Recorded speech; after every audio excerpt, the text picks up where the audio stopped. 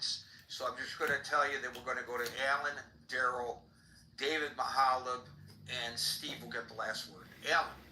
Gary, I'm going to be super quick. Number one, I thank Marshall for his point of view. He does not fit in my definition of a cult. Number two, I really like your questioning of Steve, and I think he should go back and study Roosevelt's idea for the judiciary, because while that was downgraded tremendously by the press, I have listened to his speech and studied it, and I think he had a really good idea. I don't have time to go into it right now. Number three, I absolutely agree with Agent. We need to update the source code, and that's why I think it's time for us to seriously consider a national referendum process. Part of that is because the Republican Party is broken, and in many cases it is a cult, and I will leave it there. Thank you. Thank you, Alan. Gerald, David Mahalib, and Steve. Gerald. Hey, yeah, so what exactly would constitute a constitutional crisis? Being the question is interesting, because it's like, how would we even know? I mean, I think sometimes context gets lost, and look at what is, like I said, one of your other rooms, Gary, look at what is happening right now. We have an entire system of government that in many ways is being dismantled in front of us. And all you really need is a moment or an incident or just the right number of votes to permanently change something. So the pushback being, well, it's not a constitutional crisis because of this or because of that.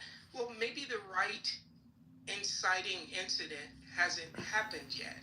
You know, we have precedent with regards to terms, right? And I'm going specifically to the Steve Bannon thing. Steve Bannon, regardless of what people might think, Steve Bannon has Donald Trump's ear, and they talk to each other. And if Steve Bannon is willing to go out in public and say that Donald Trump will run and will be elected, anyone who thinks this is hyperbole is simply not paying attention to the facts on the ground. We only need an incident. We only need a moment. We only need a spark to have something that would cause either an executive decision,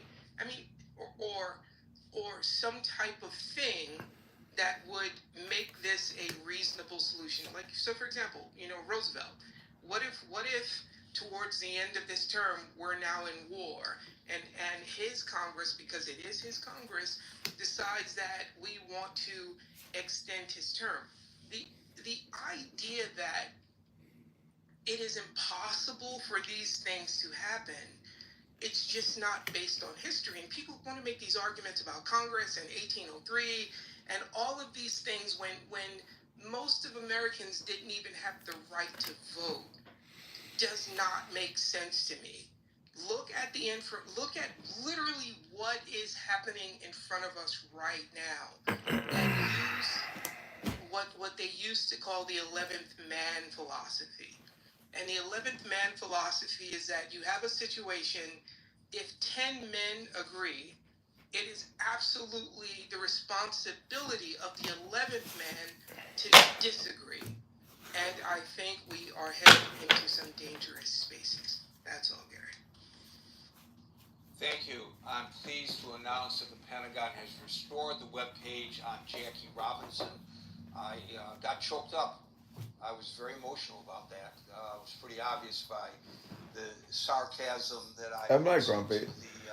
I'm just tired. I want to get off of my live stream. On the Facebook Messenger. Stretch my back.